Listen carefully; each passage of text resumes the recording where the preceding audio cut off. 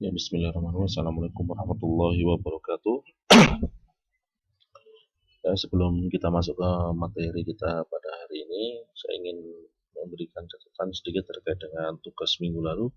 Hampir semua sudah bisa melihat potensi yang ada di daerah masing-masing dan juga istilahnya sudah tahu apa yang nanti ketika Anda semua lulus ataupun telah menyelesaikan studinya, peran apa yang bisa Anda ambil. Itu saya pahami dari jawaban yang sudah disampaikan, rata-rata sudah bisa memahami peran yang akan dilakukan nanti ketika sudah lulus dari kuliah.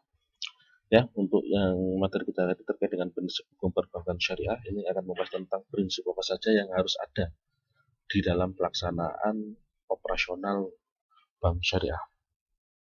Yang pertama yaitu prinsip demokrasi ekonomi. Apa kaitannya dengan perbankan syariah dengan demokrasi ekonomi? Ini karena ada kaitannya dengan Undang-Undang Dasar 1945 tentang bab perekonomian nasional dan kesejahteraan sosial, bahwasanya setiap perseroan terbatas ataupun sektor perbankan, sektor perekonomian yang ada di Indonesia itu harus menganut prinsip demokrasi ekonomi. Demokrasi ekonomi di sini akan mengandung nilai-nilai pertama keadilan, pemerataan dalam artian pembiayaan dan juga persebaran kantor perbankan syariah itu harus merata, tidak hanya di kota-kota saja tetapi harus bisa menjangkau pelosok-pelosok juga. Kebersamaan, efisiensi, berkeadilan, berkelanjutan. Jadi istilahnya perbankan syariah itu harus bisa berkontribusi dalam pembangunan berkelanjutan yang ada di Indonesia. Berwawasan lingkungan, peduli dengan lingkungan, tidak hanya mengejar pada yang namanya orientasi keuntungan saja, tetapi juga harus apa kontribusinya dalam pembangunan lingkungan di sekitar kantor perbankan tersebut. Kemandirian dan ke-8 keseimbangan, kemajuan dan kesatuan ekonomi nasional. Nah, penerapan asas ini itu sebagai wujud dari amanat konstitusi untuk mewujudkan perekonomian nasional sesuai dengan nilai-nilai demokrasi ekonomi guna mensejahterakan masyarakat. Nah, ini tidak bertentangan dengan prinsip syariah sendiri, bahwa tujuan dari adanya bank syariah itu adalah mensejahterakan masyarakat dengan prinsip bagi hasil yang sama, memberikan keadilan baik bagi bank ataupun bagi nasabah, baik bagi nasabah penabung, penyimpan dana, atau nasabah yang mengajukan pembiayaan pinjaman. Hal ini prinsip terkait dengan prinsip demokrasi ekonomi ini diatur dalam UU RI nomor 10 tahun 98 dan juga Undang-Undang RI nomor 21 tahun 2008 tentang perbankan syariah.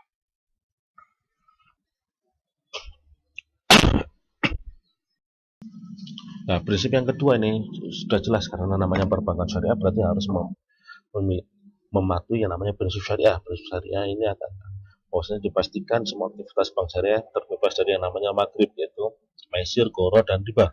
Saya nggak akan ulangi lagi karena ini mungkin sudah lewat berapa kali. Yang kedua, harus terbebas dari kezoliman, tidak boleh ada aktivitas yang mengandung menguntungkan satu pihak dan merugikan orang lain. Ini jelas karena terkait dengan poin pertama. Poin ketiga, harus menghindari transaksi yang diharamkan, baik karena haram didati, haram karena lazatnya, yaitu melakukan transaksi atas barang yang diharamkan, atau haram ligoiri, haram karena faktor lain, bisa karena faktor riba, maisir, ataupun gharar. Prinsip ini menjadi salah satu faktor pembeda utama antara bank syariah dan juga bank konvensional. Kenapa dinamakan bank syariah? Karena mempunyai prinsip syariah ini. Kita tahu dari prinsip yang ada yang akan kita bahas pada hari ini, itu semuanya ada di bank konvensional kecuali prinsip syariah ini. Dan ini menjadi identitas dari perbankan syariah. Ketika prinsip ini tidak dijaga, maka banyak orang yang kemudian berasumsi bahwasanya bank syariah itu sama dengan bank konvensional. Yang ketiga, prinsip kehati-hatian atau prinsip prudensial. Apa gunanya prinsip kehati-hatian ini? Guna dari prinsip kehati-hatian ini atau prinsip prudensial adalah untuk meminimalisir risiko kerugian yang akan dialami bank. Jadi ketika bank akan memberikan pinjaman atau menerima simpanan dana, bank akan mempunyai SOP. Simpanan dari siapa saja yang boleh diterima dan pembiayaan kepada siapa saja yang boleh disalurkan. Kenapa? Karena tujuan dari prinsip bank kehati-hatian ini adalah untuk mengelola bagaimana biar bisa mengelola secara baik bank itu sendiri, sehingga mewujudkan perbankan yang sehat, kuat, dan efisien sesuai dengan perundang-undangan. Jadi istilahnya kita tahu bahwasanya ketika terjadi krisis tahun 97 ataupun tahun 2008, banyak yang bank yang mengalami kolaps ataupun banyak bank yang istilahnya mengalami kerugian. Nah, adanya prinsip kehati-hatian bank atau prinsip prudensial baik di konvensional ataupun syariah itu tujuannya adalah untuk bagaimana bank bisa meminimalisir risiko dari usaha yang dijalankan tadi. Prinsip ini diatur dalam UU RI nomor 21 tahun 2008 pada pasal 35 dan 37. Manfaat dari prinsip ini menghindarkan bank dari risiko kerugian, melindungi data nasabah, melindungi dana nasabah. Makanya sekarang diwajibkan bahwasanya setiap simpanan yang ada di bank itu harus dilindungi oleh lembaga penjaminan simpanan, baik itu simpanan di bank syariah ataupun di bank konvensional. Yang keempat, melindungi nasabah dari praktek penipuan.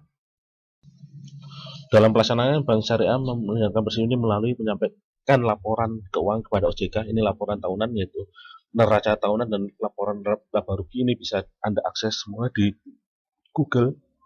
Misal ingin mencari neraca tahunan Bank Mandiri Syariah, laporan laba rugi Bank Muamalah, ini harus dilaporkan. Nah, ini kemudian menjadi bahan dari OJK untuk membuat laporan umum terkait dengan perkembangan keuangan neraca tahunan atau laporan laba rugi seluruh bank syariah dan unit keuangan syariah dan juga BPR syariah di seluruh Indonesia.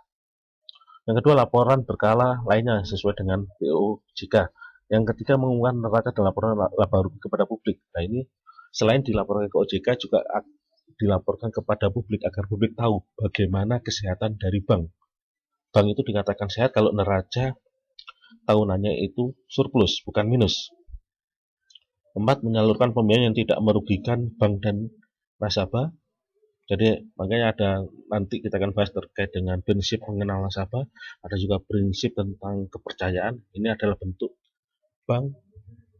kehati-hatian bank dalam memberikan pembiayaan agar pembiayaan yang diberikan kepada nasabah ini tidak merugikan bank, sehingga juga tidak merugikan nasabah yang menyimpan dana di bank. Karena kita tahu dana yang digunakan oleh nasabah untuk membiayai proyek pinjaman, dalam tanda kutip pinjaman, baik itu nanti mudharabah, musyarakah, murabah dan lainnya, itu bersumber dari dana simpanan nasabah.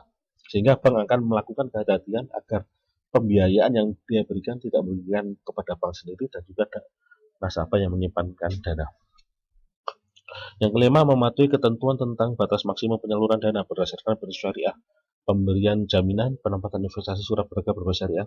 Penyaluran dana di bank tidak boleh melebihi dari 30% dari modal bank syariah. Sebagai catatan di kanan, semakin berkembangnya kegiatan usaha juga semakin besar risiko yang akan ditanggung oleh bank. Bila prinsip-prinsip kehati-hatian bank ini dilalaikan, maka bank syariah akan mengalami kerugian yang signifikan. Kita tahu kalau di bank konvensional itu prinsip pembiayaan cuma satu, pinjaman, sehingga risikonya bisa diminimalisir ataupun terbatas. Sedangkan di bank syariah terkait dengan pembiayaan itu menggunakan banyak skema, bisa skema jual beli, bisa skema ijarah sewa nyewa, bisa skema kerjasama, dan masing-masing skema ini mempunyai ciri sendiri dan risiko sendiri, sehingga risiko yang ada di bank syariah itu lebih besar daripada di bank konvensional, sehingga perlu prinsip kehati-hatian. Prinsip selanjutnya, prinsip mengenal nasabah atau dikenal dengan PMN. Prinsip mengenal nasabah ini adalah prinsip yang diterapkan oleh bank syariah untuk mengenal dan mengetahui identitas nasabah dan memantau kegiatan transaksi nasabah. Jadi sebelum bank menerima nasabah baru, baik itu sebagai penyimpan dana atau pengajuan nasabah yang mengajukan pinjaman, bank harus tahu latar belakang nasabah ini apa, identitasnya apa, aktivitasnya apa. Nah, ini yang bisa ditunjukkan dengan form pengisian ketika kita pertama kali membuka rekening atau kita mengajukan pembiayaan. Penerapan prinsip ini merujuk pada rekomendasi Basel Committee on Banking Supervision. Basel Committee ini adalah satu komite pengawasan bank yang ada di Swiss yang sampai saat ini sudah mengeluarkan Basel 1, keputusan Basel 1, keputusan Basel 2, dan keputusan Basel 3. Menurut rekomendasi dari Basel ini, perlu adanya prinsip mengenal nasabah. Kenapa? Untuk melindungi kesehatan bank. jangan sampai nanti ada yang nasabah yang kemudian setelah mengajukan pembiayaan dia kabur dan tidak melunasi pembiayaannya. Atau misalkan ada nasabah yang menabung ke bank, ternyata dana tabungan itu digunakan untuk ternyata dana yang disimpan di bank itu adalah dana hasil money laundering, dari hasil pencucian uang atau dana untuk kegiatan teror dan lain sebagainya. Yang ketiga, penerapan prinsip mengenal nasabah adalah upaya untuk mencegah industri perbankan digunakan sebagai sarana atau sasaran dalam kejahatan seperti saya ceritakan barusan. Bahasanya bisa jadi orang menabung itu akan ditanya pekerjaannya apa, sumber dananya apa, agar bisa diperkirakan. Kalau misalkan Anda misalkan sebagai mahasiswa, atau tiap bulan ada kiriman katakanlah 500 juta, pasti oleh bank ini akan tanda tanya. Ini mahasiswa kok bisa dapat kiriman 500 juta? Uang ini uang apa? Jangan-jangan uang ini adalah uang money laundering, hasil pencucian uang, atau dana untuk mendanai suatu aksi, misalkan aksi terus dan lain sebagainya.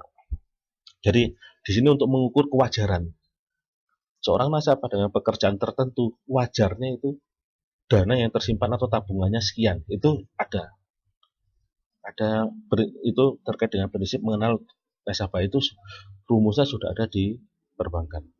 Nah, tujuan dari prinsip mengenal nasabah ini adalah meningkatkan peran LKS dalam perekonomian, menghindarkan LKS dari kemungkinan dijadikan alat kejahatan, melindungi reputasi LKS. Ini pasti jangan sampai nanti gara-gara bank syariah menerima nasabah yang ternyata dananya digunakan untuk mendanai aksi, teror dan lain sebagainya, kemudian memperburuk citra bank syariah sendiri. Atau juga karena bank tidak mengenal nasabah, akhirnya dia memberikan pembiayaan secara bebas, secara mudah, ternyata tidak ada yang kembali. Dan ini juga akan nanti berpengaruh kepada kesehatan keuangan di bank. Yang kelima, yang keempat, menciptakan iklim perbankan yang sehat, dinamis, dan nah, prinsip mengenal nasabah ini diatur pada, mohon maaf ini salah ketik, ada PBI, Peraturan Bank Indonesia nomor 3/10/PP/2001 yang mengharuskan bank harus mempunyai SOP untuk mengenal karakteristik nasabah. Dari masing-masing bank harus punya standar operasional prosedur bagaimana dia mengetahui karakter dari nasabah. Jika nasabah tidak memenuhi kriteria undang-undang, bank bisa membatalkan pengajuan dari nasabah. Nah, ini di bawah ini ada contoh kalau calon nasabah bank syariah itu dibedakan perorangan, perusahaan, lembaga pemerintah, dan lembaga perbankan. Jika nasabahnya perorangan, maka yang ditanya adalah nama, alamat, tempat tanggal lahir, kewarganegaraan, pekerjaan, spesimen tanda tangan, keterangan asal sumber dana, dan tujuan penggunaan dana. Ini kalau perorangan. Kalau perusahaan ditanya akte pendirian, ada RT, SIUP, surat izin usaha perdagangan, nama, spesimen tanda tangan, keterangan sumber dana, dan tujuan penggunaan. Kalau lembaga pemerintah sama, nama pihak yang mewakili, tanda tangan. Terus yang kalau misalnya lembaga perbankan, akte pendirian dan ADRT, izin usaha, nama, spesimen tanda tangan dari pihak yang ditunjuk. Nah, semakin berkembang pesatnya kegiatan usaha perbankan syariah dengan berbagai bentuk inovasi produk dan layanan, perbankan membawa potensi usaha bagi bank syariah. Nah, seperti saya bilang tadi, bahasanya risiko yang ada di bank syariah itu lebih tinggi daripada di bank konvensional, sehingga manajemen risikonya itu berbeda dengan yang ada di bank konvensional. Kadang-kala bank syariah juga tidak lepas dari risiko operasional karena kesalahan prosedur dalam pemberian pinjaman atau risiko hukum. Contoh misalkan kalau ada nasabah yang tidak menunda pembayaran cicilan, maka bank itu secara undang-undang, secara hukum diharuskan untuk mengajukan gugatan ke pengadilan. Nah, ketika mengajukan gugatan ke pengadilan, biaya yang dikeluarkan untuk mengajukan gugatan siapa yang menanggung? Sedangkan bank itu tidak hanya membawai satu atau dua nasabah, tetapi bisa puluhan ribu atau jutaan nasabah. Risiko transaksi yang tadi sudah saya jelaskan, ada risiko transaksi terkait dengan jual beli, sewa menyewa, kerjasama, itu akan berbeda. Nanti akan kita bahas secara detail ketika membahas tentang manajemen risiko. Dan risiko reputasi yang tadi, maksudnya bank syariah itu membawa nama syariah, sehingga harus memegang teguh prinsip syariahnya. Ketika tidak berpegang teguh pada prinsip syariah, maka bank nanti akan diasumsikan oleh masyarakat luas sama saja dengan bank konvensional seperti yang kita tahu sekarang. Ini karena banyak faktor, mungkin karena ketidaktahuan masyarakat atau karena praktek yang dilakukan oleh perbankan atau lembaga keuangan, koperasi, syariah, atau BMT itu masih jauh dari kepatuhan syariah.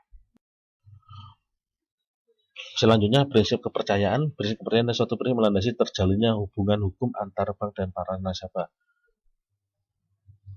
Ini harus kita tahu bahwasanya ketika seorang nasabah menitipkan uang atau menyimpan uangnya di bank, itu karena dia percaya bahwasanya uangnya akan aman di bank, atau uangnya akan digunakan oleh bank untuk keperluan yang baik, yang kemudian bisa mendatangkan keuntungan bagi dia. Ini dari sisi nasabah. Dan sebaiknya dari sisi bank, ketika dia menerima simpanan dari nasabah, dia harus menjaga dengan sebaiknya. Ketika dia menerima dalam bentuk simpanan, dia harus menggunakannya, mengoperasional uang yang ada tadi yang diterimanya itu dalam sesuai dengan prinsip syariah. Misalkan tergantung akadnya, mau akad wadiah atau akad mudharabah. Kalau wadiah berarti dia nggak boleh menggunakan, kalau mudharabah dia boleh menggunakan. Ini untuk menjaga trust atau kepercayaan antara nasabah dan bank. Dan juga dalam proses pembiayaan, bank ketika memberikan pembiayaan berarti telah ada proses tahapan, sehingga kemudian bank percaya bahwasanya nasabah ini mampu untuk mengelola uang ataupun mengolah uang yang diberikan oleh bank. Tapi juga sebaliknya, nasabah yang menerima pembiayaan itu harus menjaga kepercayaan bank. Itu dengan mengembalikan modal pada sesuai dengan kesepakatan. Kalau misalkan harus dibayar cicilan, berarti harus membayar cicilan sesuai dengan kesepakatan.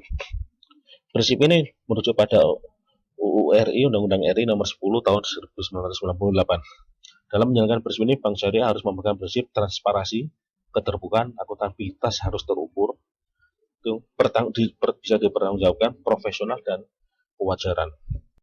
Dalam prakteknya, dalam prinsip prudensial, PMN, dan kepercayaan, itu kita mengenal dalam kredit itu ada 5C dan 7B. 5C, karakter, itu karakter nasabah, kapasitas, capability, kemampuan nasabah membayar pinjaman. 3, kapital, modal yang dimiliki peminjam. 4, kolateral atau jaminan yang diberikan nasabah ketika mengajukan kredit. Kelima, kondisi perekonomian nasabah. Makanya kadang kalau kita mengajukan pinjaman, kita akan ditanya rekening koran 3 bulan terakhir, ataupun print out buku tabungan selama 3 bulan terakhir. Itu untuk memastikan kondisi perekonomian nasabah. Selain 5C ada 7P, personality, kepribadian. Ini seperti karakter. Party, nanti bank setelah menerima pengajuan dari bank akan membagi masing-masing nasabah ini ke dalam kelompok sesuai dengan kondisi keuangannya. Purpose, tujuan pengajuan kredit itu apa, prospek usahanya ini bagaimana, payment, kemampuan nasabah membayar pinjaman seperti apa, profitability, kemungkinan keuntungan usaha nasabah itu seperti apa, protection, jaminan dapat diberikan oleh nasabah itu seperti apa. Jadi ketika kita akan menerima pengajuan pembiayaan dari seorang nasabah, kita akan melihat menggunakan prinsip ini, 5C dan 7. Yang terakhir, prinsip kerahasiaan. Selain berdasarkan prinsip kepercayaan, hubungan antara bank dan nasabah harus didasari prinsip rahasia. Jadi nggak boleh misalkan bank itu memberitahu kepada khayal umum, oh si A ini mempunyai tabungan di saya sekian-sekian, mempunyai deposito sekian-sekian, itu nggak boleh. Atau juga misalkan si A ini mempunyai deposito di saya sekian, hasil keuntungannya sekian, itu nggak boleh. Prinsip kerahasiaan ini diatur pada pasal 4, 40 sampai 47 Undang-Undang RI nomor 10 tahun 98 dan pasal 41 sampai 49 Undang-Undang RI nomor 21 tahun 2008. Namun ada pengecualian terkait dengan bersih. Dalam kondisi tertentu, bank bisa membuka rahasia tadi. Contoh kepentingan tindak pidana perpajakan. Mungkin diduga nasabah ini menggelapkan pajak, maka bisa dibuka di situ. Kepentingan peradilan pada perkara perdata. Ini sudah untuk memperkuat sebagai bukti dalam untuk pengadilan perkara perdata antara bank syariah dan nasabah. Terus 4, tukar menukar antar bank, BI checking. Kalau yang sudah di perbankan akan tahu bahwasanya ketika bank mengajukan pembiayaan, nanti bank itu akan ngecek BI checking. Ini adalah pertukaran informasi antar bank. Contoh, si A mengajukan pembiayaan di bank muamalat. Bank muamalat tidak akan memberikan biaya sebelum mengecek di BI checking. BI checking apa? Si A ini punya catatan gagal membayar kredit nggak di bank lain. Kalau mempunyai catatan gagal membayar kredit di bank lain, maka bank muamalat tidak akan meluluskan pengajuan pembiayaannya. Dan begitu seterusnya. Masing-masing bank mempunyai menukar informasi ini, khususnya yang menjadi daftar blacklist, orang-orang yang dianggap tidak bisa memenuhi kewajibannya. Yang kelima untuk ahli waris yang sah dan keenam atas permintaan dan persetujuan nasabah. Ya, mungkin sekian untuk materi yang kita bahas pada hari ini. Nah, untuk absensi pada hari ini itu berdasarkan penyampaian, bisa disampaikan dalam bentuk pertanyaan di kolom komentar atau memberikan kesimpulan atas materi hari ini bisa, atau ketiga dalam bentuk menanggapi pertanyaan dari temannya. Jadi bentuk presensinya bisa melakukan salah satu, mengajukan pertanyaan, membuat kesimpulan, atau memberikan tanggapan atas pertanyaan teman-teman sebelumnya. Ya, untuk minggu depan kita akan membahas tentang produk yang ada di perbankan syariah. Saya yakin ini sudah sering kali Anda lewat, mau dimulai dari dasar perbankan atau di fikih muamalahnya atau di operasional keuangan syariah dan lain sebagainya. Jadi nanti untuk yang terkait dengan ini, terkait dengan untuk materi minggu depan, silakan dipelajari. Nanti minggu depan akan saya kasih kuis. Oke, terima kasih. Assalamualaikum warahmatullahi wabarakatuh.